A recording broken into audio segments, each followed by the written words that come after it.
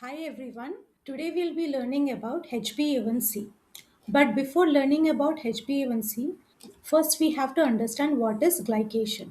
So glycation is the process by which glucose irreversibly binds to the proteins. And this can happen to any proteins of our body. In the picture you can see, and this can happen to any proteins of our body. In the picture, you can see that the glucose is binding to the skin collagen and elastin. Collagen and elastin are the proteins of our body, and when the glucose molecule binds to enhances the aging. Here you can see the picture of a blood vessel containing RBC. RBC means red blood cells.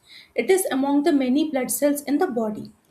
This is the zoomed in picture of the RBC, which are circular and biconcave in nature. So, among the many proteins in our body, there is a protein in our red blood cells which is called the hemoglobin. The function of hemoglobin is to carry oxygen to the tissues and take in the carbon dioxide released from the tissues. We have various types of hemoglobin like HbA1, which forms the majority of the hemoglobin, that is about 97% in normal adults, and there is HbA2 and HbF. HbF is more in newborns. So this is the structure of hemoglobin. It consists of two alpha chain. This is the alpha chain and this is the beta chain. This is the protein portion or the globulin portion of the hemoglobin. And here you can also see the heme portion containing the iron. Because glycation is a process by which glucose irreversibly binds to protein, it also binds to hemoglobin. And this reaction is spontaneous and non-enzymatic. That means it doesn't require any action of enzymes. Glycation is a normal process that occurs in human body, whether you have diabetes or not. So HbA1c values are going to be present in person who have diabetes and not. The normal values of HbA1c is 4 to 5.6%, and it is not going to be 0 because always there is going to be some amount of glycation. So this is the process of glycation. So when the glucose reacts with the protein portion, it forms an intermediate product called the Schiff base. This is a reversible reaction, and with further course of time, this is converted into Amadori product, which is an early glycation product. A good example of an early glycation product is HbA1c, and this reaction is irreversible, so it cannot be reversed back, and further glycation will cause formation of AGEs, that is advanced glycation product. Glucose binds to the beta chain as explained in the previous slide. So we have seen the mechanism of glycation. The glycation is mainly dependent upon two main factors, that is the glucose concentration present in the tissue or the blood, and also the duration of the exposure of the RBC to the glucose. Therefore, the lifespan of RBC plays an important role in the accurate measurement of HbA1c values. If the lifespan is deranged, it will cause derangement in the measurement of HbA1c values. Normal lifespan of RBC is about 90 to 120 days. HbA1c values give a measurement of the overall glucose control rather than a snapshot picture, unlike the fasting blood glucose and postprandial blood glucose. So the SI unit of HbA1c is millimole per mole. But commonly, HbA1c values are measured in terms of percentage of total hemoglobin.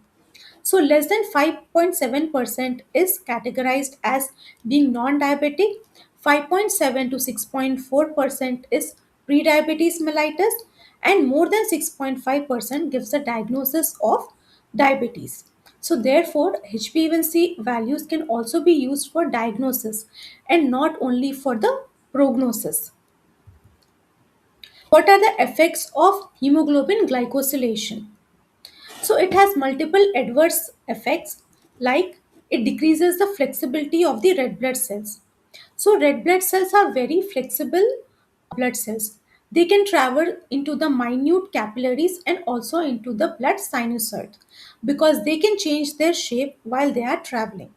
And when this flexibility is lost, It causes deformation and destruction of RBCs. Other effects are increased aggregation. Aggregation means clumping of RBCs, and this causes increased blood viscosity. It impairs the nitric oxide availability.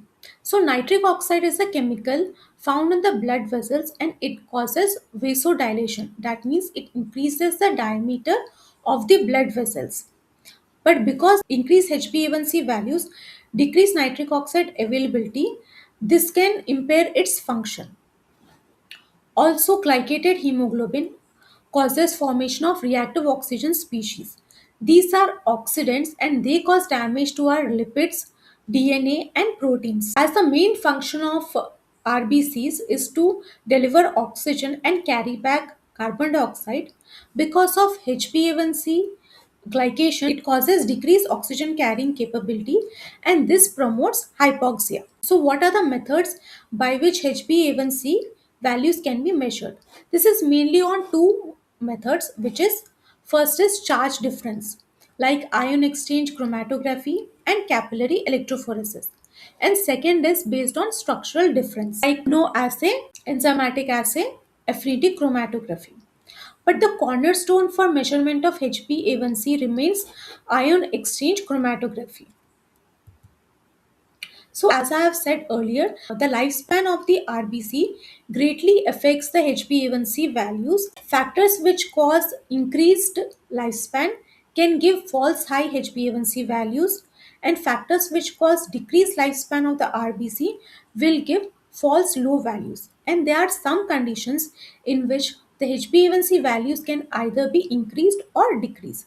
Let's see what are those conditions.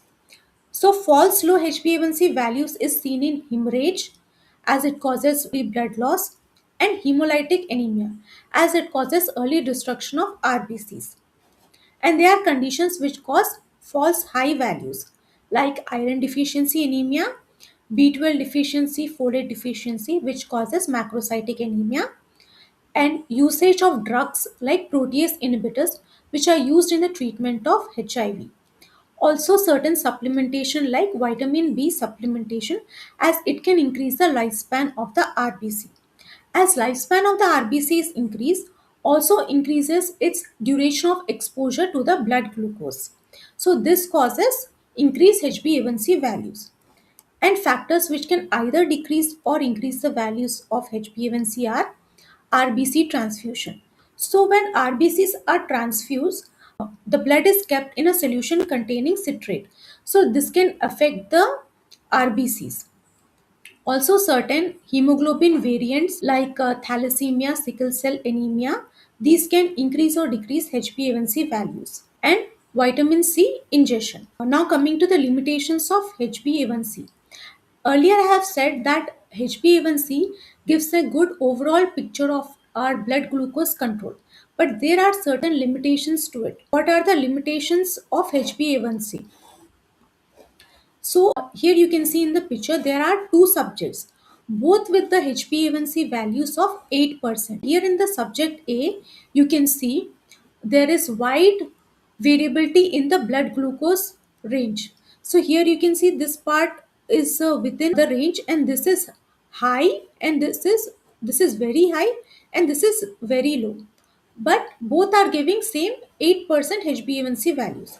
And coming to subject B, most of his values is within the range, that is C, between somewhere around 7 to mostly around 180, but both the subjects are giving an HbA1c value of 8%. This is another picture in which you can see the HbA1c values. So this is the normal range you can see in the green box.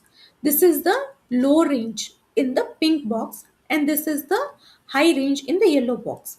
For someone who has spent the time within the range will also get a HbA1c value of 7%. For someone who has sometimes gone beyond the normal range values, here you can see it is in the high and sometimes it is in the low. But overall it is within picture, is also getting an HbA1c value of 7%, and this is subject A who has very high values and very low values. So you can see subject A has spent 58% of his time in the high range, 24% of the time in very low range, and 18% of the time in within the range. So this subject is also going to get an HbA1c value of 7%, and subject 2 has spent most of the time, like 63% of the time in the normal range, 29% in the high range, and 8% in the low range. This is subject 3 with most of his time spent within the normal range. All these three subjects have an HbA1c value of 7%. So what are the alternative tests for HbA1c? For someone whose HbA1c values are not accurate, example, for someone with hemoglobinopathies like sickle cell anemia or thalassemia, who have variants of hemoglobin like HbS, for them, a better test would be fructosamine test, also called as glycated serum protein test and glycated albumin test. So these are the references. I'll be linking these references in the description box and you can check them out too. If you found this video helpful, click the like button and hit the subscribe button. Hoping to see you again. Thanks for watching.